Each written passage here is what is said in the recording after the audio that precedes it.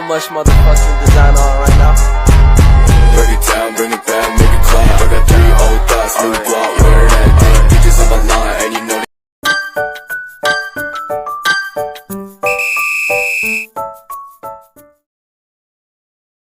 Assalamualaikum warahmatullahi wabarakatuh. Wabihi nasta'in ala umuri dunya waddin. Wassalatu wassalam ala asrafil anbiya'i wal mursalin sayyidina wa habibina Muhammad sallallahu alaihi wasallam. Yang pertama-tama dan yang paling utama, kita panjatkan puja-puji syukur kita ke hadirat Allah. Berkat rahmatnya saya bisa membuat video presentasi ini. Yang kedua kalinya, salawat serta salam kita haturkan kepada baginda kita Nabi Muhammad sallallahu alaihi wasallam. Berkat beliau kita dituntun dari zaman yang gelap gulita menuju jalan yang terang benderang, yakni ad-dinul Islam. Langsung saja saya di sini akan memulai presentasi yang beranggota 2 orang, yaitu saya sendiri yang bernama Faris Abdurrahman Zuhair dan yang kedua Fariha Ramadhani. Saya dari kelompok 12 akan mempresentasikan tafsir surah Muhammad ayat 19 dan tafsir surah Al-Furqan ayat 32 dan 33.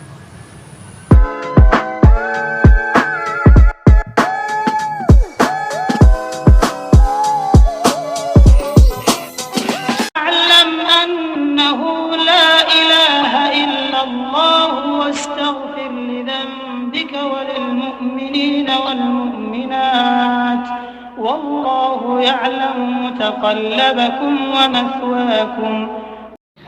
Yang artinya, maka ketahuilah bahwa tidak ada Tuhan yang patut disembah selain Allah Subhanahu wa taala, dan mohonlah ampunan atas dosamu dan atas dosa orang-orang mukmin laki-laki dan perempuan. Dan Allah mengetahui tempat usaha dan tempat tinggalmu. Quran surah Muhammad ayat 19. Dalam buku tafsir Al-Misbah menjelaskan, ayat yang lalu menegaskan bahwa kesadaran akan kehadiran hari kiamat tidak bermanfaat jika tanda-tandanya yang pasti telah tiba, antara lain terbitnya matahari dari sebelah barat. Maka ayat di atas memerintahkan Nabi Muhammad SAW agar diteladani oleh umatnya. Beliau memerintahkan agar berpegang teguh, bahkan meningkatkan pengetahuan beliau tentang Allah Subhanahu wa taala dan keesaannya.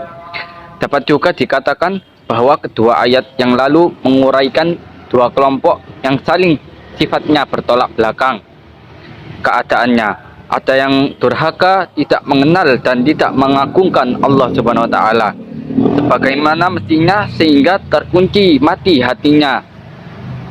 Dan ada juga yang mengagungkannya sehingga terbuka hatinya untuk menerima hidayah dari Allah Subhanahu wa taala dan selalu meningkatkan amalnya.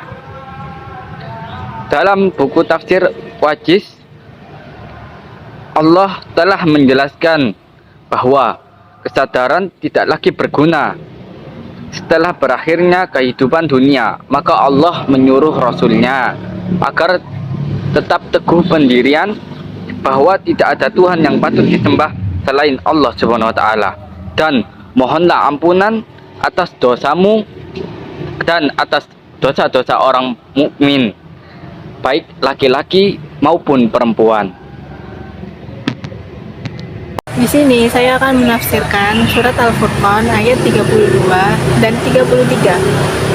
وقال الذين كفروا لولا نزل عليه القرآن جملة واحدة كذلك لنثبت به فؤادك ورتلناه ترتيلا ولا يأتونك بمثل إلا جئناك بالحق وأحسن تفسيرا. Artinya yang berbunyi, dan berkata orang-orang yang kafir, mengapa tidak diturunkan kepadanya Al-Quran sekali turun saja? Demikianlah supaya kami perkuat dengan hatimu dan kami membacakannya secara tartil. Tidaklah mereka datang kepadamu membawa sesuatu yang aneh, melainkan kami datang kepadamu dengan sesuatu yang hal yang paling baik penjelasannya. Surat Al-Furqan 32-33. Adapun perbandingan tafsir yang saya ambil untuk dua ayat ini, yang pertama dari buku Tafsir Al-Misbah, menjelaskan tentang keberatan-keberatan dan dalil-dalil kaum musyrikin yang mereka arahkan kepada Al-Quran. Ayat ini menjelaskan tentang Al-Quran yang diturunkan melalui malaikat Jibril yang berangsur-angsur, sedikit demi sedikit dan tidak langsung sekali turun.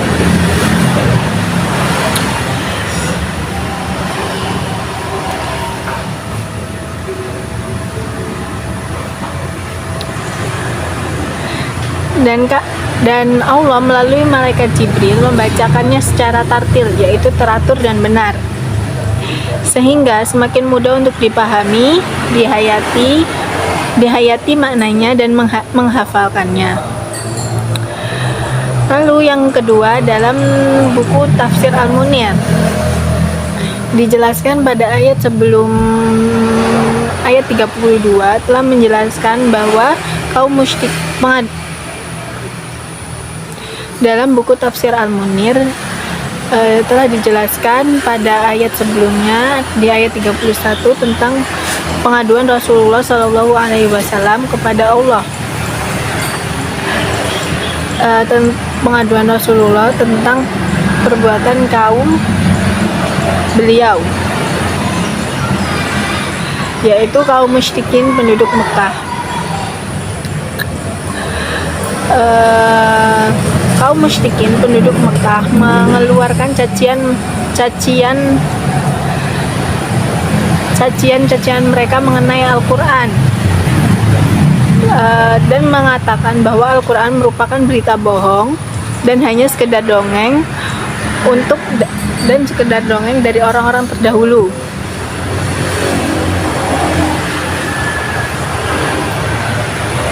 Mereka berkata, wahai Muhammad, mengapa kamu tidak datangkan kepada kami dengan membawa kitab suci Al-Quran secara sekaligus, sebagaimana Musa membawa Taurat, Isa membawa Injil, dan Daud membawa Zabur? Lantas Allah menjawab dalam firman-Nya, kami menurunkan dan membawa Al-Quran secara berangsur-angsur dan membacakannya dengan perantara lisan Jibril selama 23 tahun sesuai fakta, kejadian, dan hal-hal yang membutuhkan penjelasan hukum.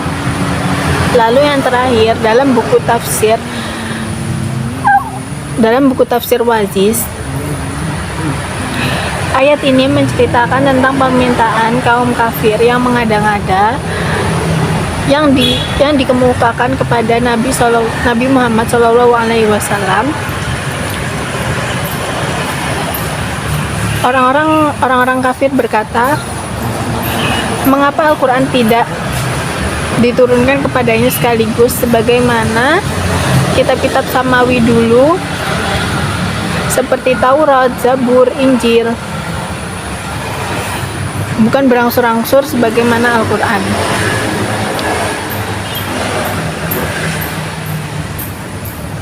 Lalu Allah menjawab, demikianlah kami turunkan Al-Quran secara berangsur-angsur agar kami memperteguh hatimu ya Muhammad.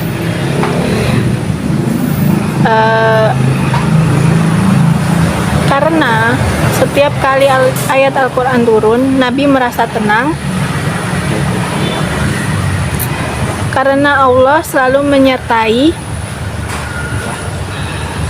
dalam suka maupun duka. Dan kami membacakannya secara tartil dan berangsur-angsur, perlahan dan secara benar selama 23 tahun.